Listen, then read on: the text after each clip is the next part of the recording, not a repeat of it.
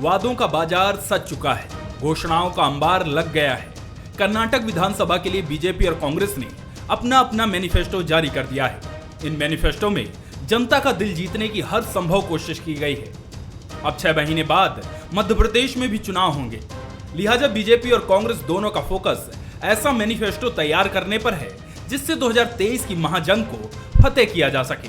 BJP एक बार फिर flagship योजना के जरिए जीत का ब्लूप्रिंट तैयार कर रही है। लाडली बहना योजना भी उनमें से एक है। हालांकि बीजेपी अपने मैनिफेस्टो को जनता और प्रदेश के विकास से जोड़ रही है।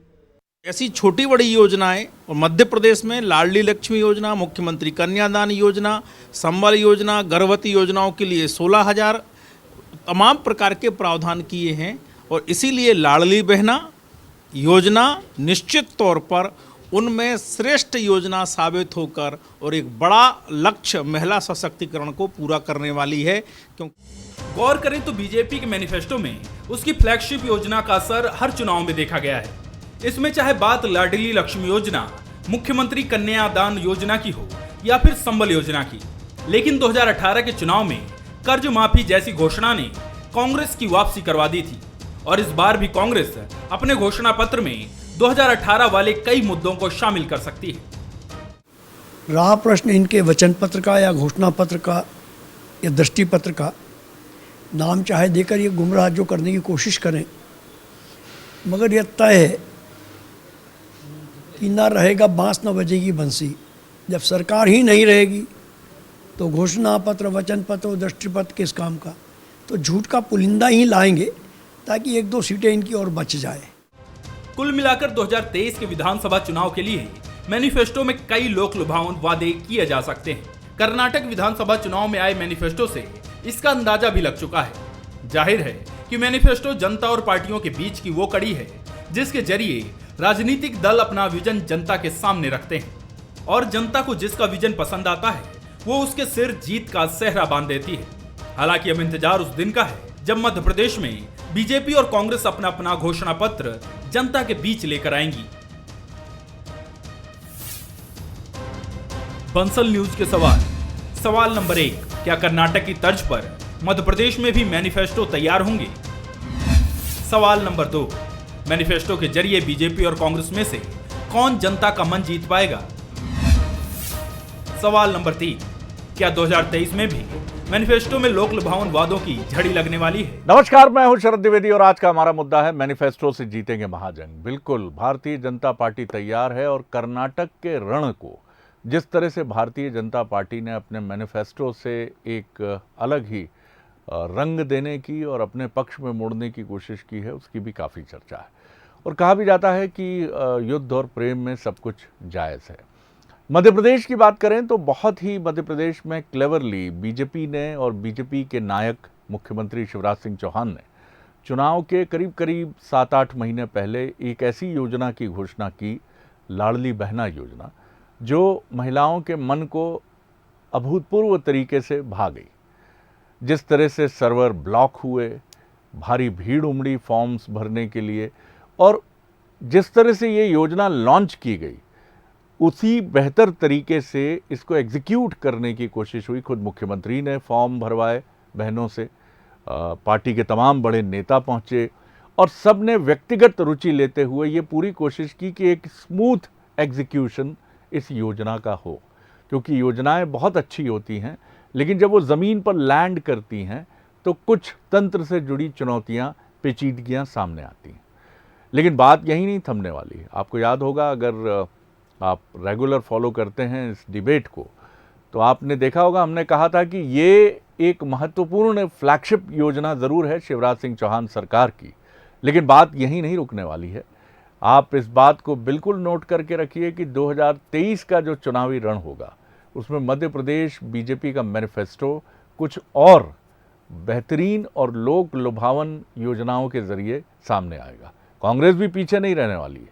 कांग्रेस का मैनिफेस्टो भी बराबर बीजेपी को फॉलो करेगा और कई जगह आपको लगेगा कि वो रेप्लिका है, एक प्रतिकृति है, या आप उसको इस तरह से कह सकते हैं कि वो कोशिश करेंगे कि हम बीजेपी के मैनिफेस्टो में से चीज़ें चुनें और उनको कुछ और इनरिच करके प्रस्तुत करने की कोशिश करें।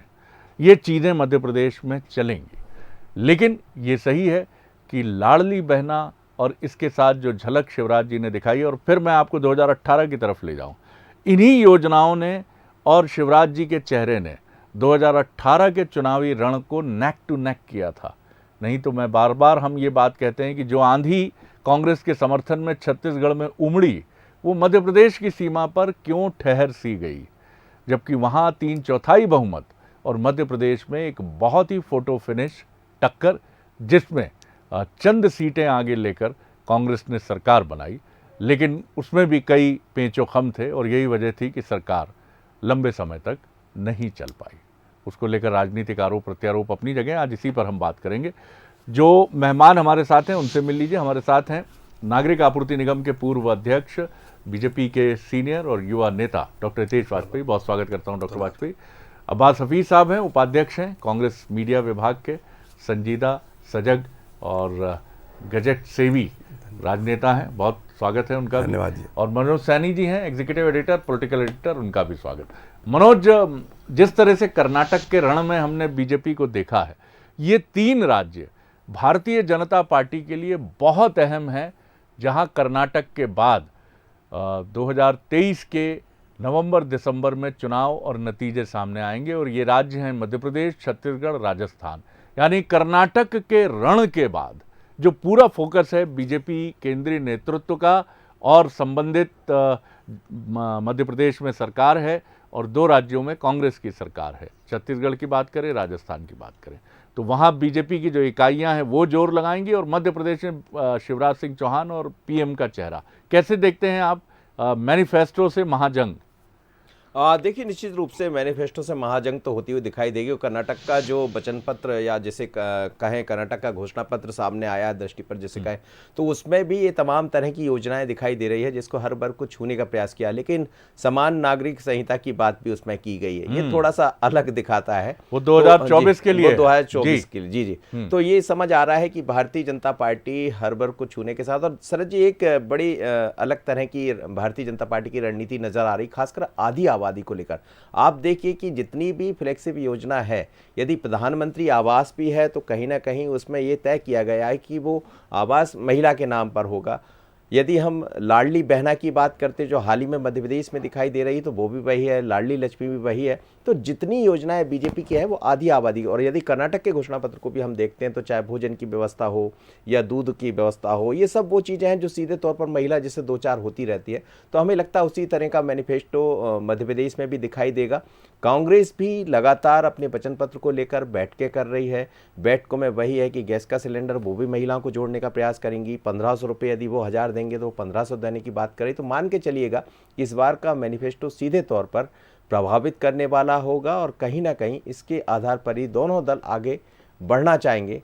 पर शरद जी, हिंदुत्व को अलग नहीं किया जा सकता, जो देख के लग रहा है। बिल्कुल। और कुछ मुद्दे हम देखेंगे 2024 के लिए, जिनकी बिसात, राजनीतिक बिसात भारतीय जनता पार्टी की तरफ से 2023 के विधानसभा चुनाव में, जिनमें आपने भी समान नागरिक संहिता की बात की, तो एनआरसी और ये जो मसले हैं ये भी एक डिबेटेबल इशू की तरह देश के सामने होंगे। और भारतीय जनता पार्टी और उसके नेतृत्वकर्ता नरेंद्र मोदी जी ने इसको लेकर काफ़ी एक, जिसको कहते हैं कि काफ़ी आगे बढ़कर मजबूत फैसले लेने का भी एक मन दर्शाया है। अब्बास हफीज साहब, लोक लुभावन घोषणाएं कांग्रेस भी कहीं पीछे कभी रही नहीं है। 2018 का तो आपका चुनावी रण ही कर्ज माफ़ी पर केंद्रित रहा। और जब मध्य प्रदेश के बजट सत्र के आसपास लाडली बहना की घोषणा हुई, तो तत्काल कमलनाथ जी ने भी कहा कि हम भी इस योजना के लिए पैसा देंगे, और कुछ बढ़ाकर राशि देने की बात भी उन्होंने तत्काल कर डाली। इसका मतलब है कि इस बार कहीं पीछे छूटने की तैयारी नहीं, और हो भी क्यों।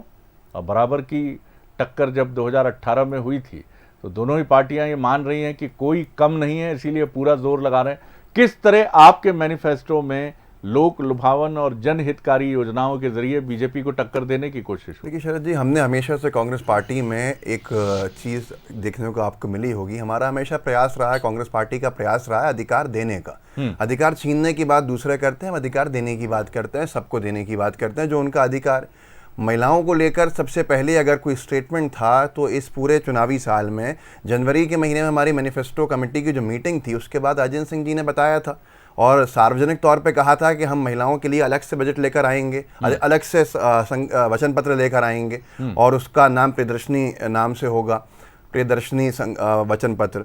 तो ये सारी चीज़ें हमारी पहले से चल रही थी और हमने हवाई मैनिफेस्टो बनाने का काम भी नहीं किया है। जिस चीज़ को हम धरातल पर लागू कर सकें उस चीज़ के ऊपर जाते हैं कि हमने सही 15 महीने में बहुत सारी चीज़ों को हासिल भी किया था, बहुत सारे वचन पूरे भी किए थे। अब कर्ज माफ़ी को अगर बीच में से रोक दे नई सरकार आके तो एक बड़ा विषय खड़ा होता है, नई सरकार की मंशा पर सवाल बनता है। लेकिन आज बीजेपी के ऊपर 4 मैनिफेस्टो की जवाबदेही है, 4 संकल्प पत्र, दृष्टि पत्र, जो नाम से वो लेकर आए 2003 से अब तक के, उसके ऊपर लोग सवाल पूछते हैं। 2018 में जो एक किसान को इन्होंने, जो बहुत गरीब किसान था, उसको 50,000 का कर्जा माफ़ करने का संकल्प लिया था, वो आज तक नहीं हुआ। तो ये सारी की सारी चीज़ें बहुत सारी हैं, सिर्फ आप कुछ एक टचिंग पॉइंट्स जो है उस पर लेकर चुनाव में वापस चले जाओ तो जनता बहुत जागरूक है। हमारा मैनिफेस्टो तकरीबन 1 साल से बन रहा है और 2-2.5 महीने पहले चुनाव से हम उसको जारी भी कर देंगे वचन पत्र को। हमारी कमेटी जो मैनिफेस्टो कमेटी है वचन पत्र समिति के नाम से, जिसको अध्यक्षता जिसकी राजेंद्र सिंह जी करते हैं, उनके नीचे 10 उप समितियां बनी हुई हैं,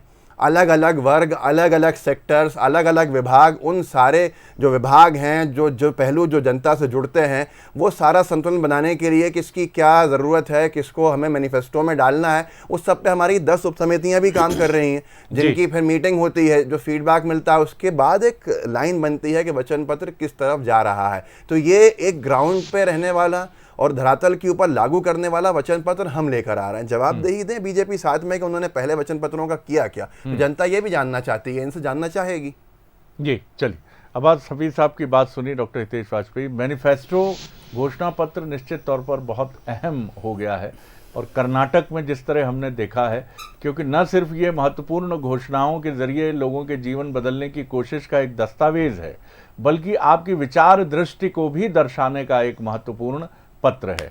किस तरह से हम देखें मध्य प्रदेश के घोषणा पत्र को, एक महत्वपूर्ण, बेहद महत्वपूर्ण फ्लैगशिप स्कीम आप ऑलरेडी डिक्लेयर कर चुके हैं, लाडली बहना। जी देखिए शरद जी, पहली चीज़ तो मतलब इस मामले में मैं चाहूँगा कि लोकतंत्र और चुनाव यदि भारत में उस अवस्था में आ गए हैं कि लोगों के लिए हम क्या करना चाहते हैं उस पर चुनाव होने लगे हैं, तो ये एक बहुत मैच्योर डेमोक्रेसी का प्रतीक है, मैं इसको मानता हूँ। जी, तो मैं तो बधाई दूंगा आपको, आपके दर्शकों को, जो ढेर सारे मतदाता हैं और इन मतदाताओं को रेस्पॉन्ड करने वाले राजनीतिक दलों को, कि आज राजनीतिक दल मैं तो कहूँगा हमारी देखा देखी यदि मुद्दों पर आ गए हैं तो इसमें बेनिफिशियरी आम लोग हैं, लोकतंत्र है, लोगों का सिस्टम है। तो ये बहुत अच्छी बात है, तो इससे घबराना नहीं चाहिए। दूसरी बात, मैनिफेस्टो में कह देना, मिश्रा जी ने बिल्कुल सही बात कही, भाई कांग्रेस को ना सरकार बनानी है ना आनी है, तो कुछ भी कहते रहे, कोई फ़र्क नहीं पड़ना, यही तो कहा ना मिश्रा जी ने। तो इसीलिए कांग्रेस को कोई फ़र्क नहीं पड़ता है, तो इसीलिए जैसे शिवराज जी ने कहा 1000 रुपये, तो उन्होंने कहा हम 1500 दे देंगे। और इसका भी खुलासा आपने कर दिया कि शरद जी ने बता ही दिया बंसल न्यूज़ के दर्शकों को कि भाजपा जो कहेगी कांग्रेस उसकी चुपचाप कॉपी भी कर लेगी, तो इसमें भी कोई दो मत नहीं है। और किया भी है, जैसे हमारी फ्लैगशिप स्कीम जो रही है लाडली लक्ष्मी, वो शीला दीक्षित जी हों या अन्य दीगर 1 दर्जन सरकारें से अधिक सरकारें जिन्होंने उसको फॉलो किया, और इसका श्रेय तो शिवराज सिंह चौहान जी को देना पड़ेगा। इसी प्रकार से लाडली बहन योजना, इसकी ये फ्लैगशिप स्कीम जो है वो शिवराज जी ने उसको लागू किया, तो जिसको सबने फॉलो किया। इसी प्रकार 0% ब्याज पर कर्ज दिया जाना किसानों को, ये फ्लैगशिप योजना थी जिसको पूरे देश ने अपनाया कि नहीं भाई किसानों से ब्याज क्यों लिया जावे। तो मुझे ऐसा लगता है कि देखिए शिवराज जी ने पिछले लगभग 1.5-2 दशक में जितनी स्कीम्स महिलाओं के लिए, किसानों के लिए और युवाओं के लिए बनाने का प्रयास किया है, उसमें हमको अभूतपूर्व सफलता मिली है। हाँ, हम झूठे वादे नहीं कर पाए और फिर बोले नहीं उनने ये कर दिया, इनने ये कर दिया, इसलिए हमने नहीं किया। मजे की बात तो 10 दिन की हुई थी शरद जी, कि 10 दिन और 2 लाख तक का कर्ज माफ़। सब जानते हैं, मतलब कोई इसमें छुपी हुई बात नहीं है। वो नहीं हुआ, ये बोलते हमने नहीं किया, तो कोई बात नहीं साहब, आप बोलते रहिए, लेकिन कुल मिला के आप नहीं कर पाए ना। 15 महीने की आपकी सरकार थी, नहीं कर पाए। और ऐसे उसमें और भी कई चीज़ है, मैं उसमें नहीं जाना चाहता फिलहाल। लेकिन हमको चूंकि सरकार चलानी है शरद जी, तो हम उस प्रकार चलेंगे। हमें मालूम है कि हम किसानों को कर्ज माफी का लॉलीपॉप देकर सरकार नहीं बना सकते। क्यों? क्योंकि 88 लाख किसानों का 60,000 करोड़ 65,000 करोड़ रुपए कहाँ से लाओगे आप? 2.25 लाख 2.5 लाख का आपका बजट है। कठिन काम है ये कह देना आसान है, भाई झूठ बोलना है तो बोल दो, हम लोग नहीं बोल पाएंगे शरद जी। तो स्वाभाविक है कि हमको उस हिसाब से चलना है, और यही कारण है कि मैं अंतिम लाइन बोल दूं शरद जी, आपके पास समय कम होगा, विकास के लिए कम समय रहता है। बस एक 10 सेकंड में आखिरी लाइन बोल देता हूँ। जैसे हमारी लाडली लक्ष्मी सर 16 साल क्रॉस कर रही है, कॉलेज में आ गई है, अक्षुण्ण चली है ये योजना शिवराज जी के शासन में, अक्षुण्ण। आपने कभी खबर नहीं करी होगी कि लाडली लक्ष्मियों को बेनिफिट नहीं मिल रहा है। और अब उनको हमने 2 क्यों किया? क्योंकि वो लाडली लक्ष्मी अब कॉलेज में आ गई है, तो शिवराज जी ने उसके 25,000 कर दिया, एंट्री पर 12.5 और एग्जिट पे 12.5। तो ये हम कर रहे हैं। तो मुझे लगता है आपकी साख बहुत महत्वपूर्ण है, और उसमें शिवराज जी को 100 में से आप 100 नंबर देंगे। आपने एक इम्पॉर्टेंट बिंदु की तरफ ध्यान खींचा है, मेरा वो सवाल भी रहेगा मनोज जी से। मनोज, एक नेता की इमेज भी जुड़ती है घोषणा पत्र से। इमेज यानी कि वो जो कुछ कह रहे हैं, जैसे नरेंद्र मोदी जी 2014 में जब बीजेपी के कैंपेन के नायक बने, तो यही नारा था कि अच्छे दिन आने वाले हैं, यानी एक चेंज की तरफ बीजेपी ने इशारा करके अपना पूरा कैंपेन रचा। मध्य प्रदेश में प्रो पुअर इमेज है शिवराज जी की, एक गरीब गुरबे का एक वो बहुत ही हमदर्द चेहरा बन के सामने आते हैं, और इसी तरह आधी आबादी के लिए वो भैया बन के सामने आते हैं। लाडली लक्ष्मी हैं, लाडली बहना है, मामा हैं, भाई हैं। लेकिन उससे पहले मेरा सवाल आपसे ये है कि घोषणा पत्र, जैसा डॉक्टर वाजपेयी ने कहा, कि अब बड़ा अहम हिस्सा हो गया। मुझे याद है कि शुरुआत में हम सुनते थे कि सिर्फ एक रस्म है, 10-15 पेज का एक बड़ा, माफ़ कीजिएगा, बड़ा बेजान सा एक दस्तावेज हमको लगता था जो पॉलिटिकल पार्टीज जारी कर देती थी, क्योंकि वो चुनाव जीतती थी अपने सिंबल पर, अपनी ताकत पर, अपनी हैसियत पर या चेहरों पर। लेकिन अब घोषणा पत्र भी बड़ा है, मैं ये हमको बराबर नज़र आ रहा है, और ये बात मैं मानूंगा डॉक्टर वाजपेयी की कि देश की जनता के लिए हम इस पर खूब बहस कर सकते हैं कि रेवड़ियाँ दी जा रही हैं, बजट कहाँ से आएगा, लेकिन साहब आ तो उस सेक्शन के लिए रहा है ना जिसको सबसे अधिक ज़रूरत है, जिसकी ज़िंदगी बदलने की ज़रूरत है, चाहे प्रधानमंत्री आवास योजना हो, इन सबको तो हम रेवड़ियाँ नहीं कह सकते हैं। तो पॉलिटिकल पार्टी सोच रही हैं, शायद मुझे लगता है आगे जाके और रैशनैलिटी क्रिएट हो इसमें, क्या कहेंगे? देखिए, हेल्थ एजुकेशन जैसी जो व्यवस्थाएं रहा करती थी, ये सब बहुत ज़रूरी थी, लेकिन हम इतने वर्षों में कुछ ना कर पाए। लेकिन बीते वर्षों में यदि हम देखें तो जनता ने भी इस बात को समझा शरद जी, अब वो पहले जैसा नहीं है। आप यदि मतदाता को कुछ कह रहे हैं तो उसका हिसाब वो अगले 5 साल के चुनाव में या 3 साल में, कई बार बीच में भी चुनाव होते हमने देखे, तो वो उसका हिसाब किताब कर लेता। और इस बात को दोनों ही दल समझते, चाहे बीजेपी हो, कांग्रेस हो, या फिर अन्य जो दल हैं। हम आपकी बात भी कर लें, यदि दिल्ली में हमने देखा, आप इसी मुद्दे पर देखिए, जनता के उन्होंने बस में यदि फ्री यात्रा करा दी तो उसका लाभ उनको मिल गया, क्योंकि वो जनता को सीधा जोड़ने का काम करे थे। मुख्यमंत्री शिवराज सिंह चौहान तो एक हमदर्द, जैसा आपने कहा, निश्चित रूप से वो सीधा संबंध बनाने में बड़े कामयाब रहे। यहाँ भी मनोज, जरूरत उस वर्ग को है जिसको सीएम राइज स्कूल चाहिए जी, या छत्तीसगढ़ में आत्मानंद स्कूल चाहिए, जो ऑटो चालक चाहता है कि मेरा बच्चा फटाफट अंग्रेजी बोले और वो भी अमेरिका पढ़ने जाए, उसको स्कॉलरशिप मिले। जी बिल्कुल, आप ठीक कह रहे हैं। और आप देखिए, सीएम राइजिंग स्कूल की बात हो, या आप छत्तीसगढ़ की जिस स्कूल की बात कर रहे हैं वहाँ की बात हो, या फिर ऐसे बहुत से विद्यार्थी हैं जिनको विदेश पहुँचाया गया। लेकिन अब चीज़ें आप जो कह रहे हैं वो करना, और विश्वास जो आप जिसका जिक्र कर रहे हैं कि आपका चेहरा क्या आप जो कह रहे हैं उस पर जनता विश्वास कर रही है, तो इसमें निश्चित रूप से कम से कम शिवराज सिंह चौहान इसको बताने में कामयाब रहे। हम जहाँ तक कांग्रेस की बात करें सर जी, तो निश्चित रूप से चाहे वो बिजली के बिल बात, 100 रुपये में 100 यूनिट बिजली, ऐसी कई योजनाएं कांग्रेस की थी जिसको जनता ने माना है। और उन्हीं सब योजनाओं के चलते, हाँ, कुछ योजनाएं हैं जैसे किसान कर्ज माफी की जब बात होती तो उस पर सवाल खड़े होते, तो हमें लगता है दोनों दलों को ये सोचने की जरूरत भी पड़ेगी कि अब वो सब बातें नहीं चलेंगी कि आप सिर्फ कागज पर लिख के भूल और जाएं। अधिक जरूरत जो ये भी लगती है, दोनों हमारे बहुत विद्वान राजनेता हैं, कि और अधिक साहस की जरूरत है राजनीतिक दलों को, क्योंकि औद्योगिक क्षेत्र भी इंतजार करता है घोषणा पत्र में। खुद डॉक्टर वाजपेयी बुद्धिजीवी हैं, डॉक्टर्स भी इंतजार करते हैं। हमारे साथी जो हैं अब्बास हफीज़ साहब, वो भी इंटेलेक्चुअल और बहुत सुपठित हैं, वो भी इंतज़ार करते हैं कि MBA रिडन नौकरी पेशा आदमी भी देखे कि मेरे लिए क्या, जैसे हम बजट का इंतज़ार करते हैं। तो प्रो पुअर बिल्कुल ठीक बात है, उन्हें बहुत ज़रूरत है, हर दृष्टि से ज़रूरत है। तो प्रो पुअर पॉलिसीज़ होनी चाहिए, लेकिन उसके साथ औद्योगिक क्षेत्र में क्या होना चाहिए, हेल्थ सेक्टर में डॉक्टर्स के लिए क्या होना चाहिए, शिक्षा में शिक्षकों के लिए क्या होना चाहिए, और शहरी मध्यम वर्ग के लिए आप क्या रियायतें ला सकते हो, इसको लेकर और साहसी होकर सामने आने की आवश्यकता दिखती है। अब्बास हफीज़ साहब जी। ईशा जी, सबसे पहले तो मैं जो सुन रहा था डॉक्टर साहब को, तो उन्होंने एक बात साफ कर दी कि किसान कर्ज माफ़ी को लेकर बहुत सारा बजटरी प्रोविजन होना पड़ता है और ये सरकारों के अंदर बहुत मुश्किल है करना। तो इन्होंने 2008 में क्यों नहीं किया किसानों का कर्ज माफ़ी, वादा करने के बाद शायद ये उसके ऊपर हम ले सकते हैं। आज बीजेपी किसी नेता ने कम से कम इसको कबूला था। इन्होंने कहा के मिश्रा जी की बात के ऊपर किसी और तरफ एंगल दे दिया, तो मैं उस पर नहीं जाना चाहूँगा। उन्होंने बीजेपी को सरकार से बाहर जाने का कहा था किसी और को, नरोत्तम मिश्रा जी ने शायद कहा हो ऐसा कुछ, जो आपने मिश्रा जी को सुन लिया। आज सबसे बड़ा विषय यह है धरातल पे कनेक्ट किसका बन रहा है। भाई हमने जो स्कीम्स, इन्होंने कहा कि हमने कॉपी कर ली बहुत सी स्कीम्स बीजेपी की, लाडली लक्ष्मी योजना के बारे में कहते हैं, मनरेगा हमारी स्कीम रही केंद्र में, मनमोहन सरकार की बड़ी उपलब्धि रही, बहुत क्रिटिसाइज़ किया बीजेपी ने, फिर उसको कंटिन्यू किया आगे जाकर। ऐसी बहुत सारी स्कीम्स हैं जिनको आगे कैरी ऑन किया। लेकिन मध्य प्रदेश में भी ये दिल दिखाने की ज़रूरत थी।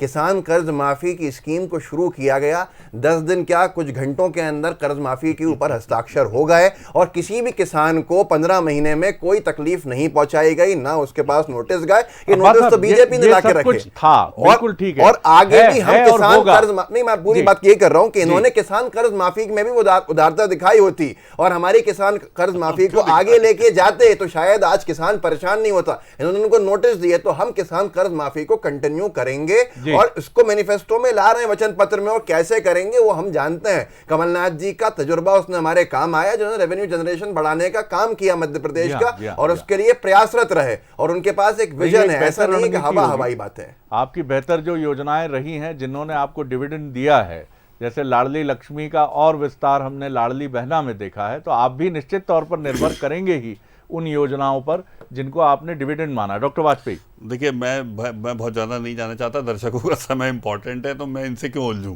मेरे को तो ये आपने अवसर दिया, दर्शकों को हम क्या ऑफर कर सकते हैं। तो आपने बहुत अच्छा सेक्शन बताया मध्यम वर्गीय। देखिए मध्यम वर्गीय सेक्शन वेलफेयर सेक्शन नहीं है, ये आप भी जानते हैं, वो हैव नॉट नहीं है। तो हैव नॉट के लिए वेलफेयर स्कीम होती है जिसका जिक्र हम बहुत बड़ी मात्रा में करते हैं और आप भी करते आए हैं। लेकिन मध्यम वर्गीय जो सर्विस नौकरी पेशा डॉक्टर्स, इंजीनियर्स और इनकी जो आपने बात करी है सर, जिसमें आप भी शामिल हैं, श्रमजीवी पत्रकार भी हैं, इनको क्या चाहिए? इनको बहुत अच्छा इंफ्रास्ट्रक्चर चाहिए। आज आप 1 घंटे कानून व्यवस्था चाहिए। आप 1 घंटा डिबेट करा लीजिए शरद जी, बिजली, सड़क और पानी का विषय समाप्त कर दिया शिवराज सिंह चौहान जी ने चुनाव में। अब ये विषय ही नहीं रह गया। आपके घर में रोज नल का जल आता है नर्मदा जी का, आपके घर से लेके ऑफिस तक की और आसपास के शहरों तक की सड़कें अच्छी बन गई है, बिजली 24 घंटे रहती है। और जो आपने बताया डिलीवरी ऑफ सर्विसेज, जो ऑनलाइन डिजिटल प्लेटफॉर्म बन रहे हैं शरद जी, सारे सर्टिफिकेट्स आपको ऑनलाइन डिलीवर हो रहे हैं।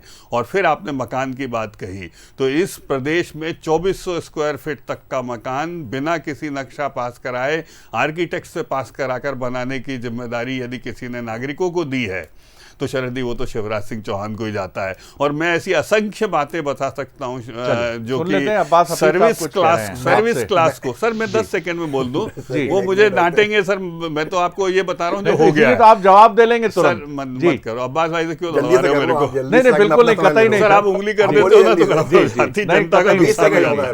जी 20 नहीं हो गया सर, बोल लीजिए। मेरा फ्लो क्यों खत्म करते हो? तो सर्विस सेक्टर्स को सबसे ज्यादा बड़ा इंफ्रास्ट्रक्चर चाहिए। सर्विस सेक्टर को ये चाहिए कि वो मेल करे और एफआईआर दर्ज हो जाए। सर्विस सेक्टर को कैमरास चाहिए। सर्विस सेक्टर को दंगा मुक्त प्रदेश चाहिए, वारदातें नहीं हो, अपराध मुक्त माहौल चाहिए। और इसीलिए पिछले 15 साल में आखिरी लाइन अब्बास भाई, जिन अपराधियों को नहीं जल्दी करिए, नहीं हम 20 साल कर रहे हैं, आगे 20 साल करेंगे, आपके कहने जनता देती है। जल्दी वक्त कम हो रहा है, अपराध मुक्त मध्य शरद जी, प्रदेश सबसे पहली बनाने बात का यह काम है कि शिवराज जी सड़क, ने किया। बिजली, ठीक है, पानी अपराध है, मुक्त सड़क, मध्य प्रदेश गड्ढों की में बात चौड़ाई इंपॉर्टेंट नहीं, जी, अब बात आप बिजली की बोलिए। कीमतें बहुत ज्यादा बढ़ सिमी गई, नहीं, बिजली की वजह से मुद्दे आज नहीं। कमर तोड़ महंगाई आ जो गई। दूसरी कांग्रेसियों बात, ने 2 दशक पनपाए के थे। जवाब देने हैं इनको, ये तो जवाब दे चिल्लाते जनता रहिए। को। अभी वादे करेंगे, अभी भी दावे करने का समय है, अब तो आपको सभा हिसाब ये हम किताब पर देने का चिल्लाएंगे, समय हम है। काम करेंगे। जनता हिसाब किताब मांग रही ये है, हम पर डॉक्टर साहब, चिल्लाएंगे, कि जनता हिसाब हम किताब काम मांग रही है, करेंगे। आप बातों में नहीं आना। तो आपके। दर्शकों, आप ध्यान भ्रम में रखिए। नहीं आएगा। दर्शकों, शिवराज जी याद आपके रखना लिए कि काम 2 दशक करेंगे। इन्होंने आपको सिर्फ ये हम पर ठगा है। चिल्लाएंगे। अपने घर के हालात देखिए, अपने बच्चों का भविष्य देखिए, इनका चेहरा और खुद देखिए, फैसला कीजिए हमारा कि आज देखिए, भी दावे और कर अपना रहे हो, भविष्य वादे कर रहे हो। चुनिए। किसान भाइयों, याद रखना, 1 रुपया माफ नहीं इन्होंने किया है। नीले पीले हमने काले कम फॉर्म से भरवाए। कम किसान कर्ज माफी नीले शुरू पीले करी, काले फॉर्म 27 भरवाए। लाख किसानों का नहीं कर्जा करे। माफ किया, और नहीं मजदूरों करे। को चलिए, अब आगे बहुत करेंगे। बहुत शुक्रिया नहीं अब्बास करे। हफीज साहब, बहुत शुक्रिया डॉक्टर हितेश वाजपेयी, बहुत धन्यवाद मनोज जी। निश्चित तौर पर अब सबसे इम्पॉर्टेंट दस्तावेज बनने की तरफ बढ़ चला है चुनावी घोषणा पत्र, और हम सबको बड़ी बेसब्री से इंतज़ार रहेगा मध्य प्रदेश में सत्ताधारी बीजेपी और मुख्य विपक्षी दल कांग्रेस के मैनिफेस्टो का।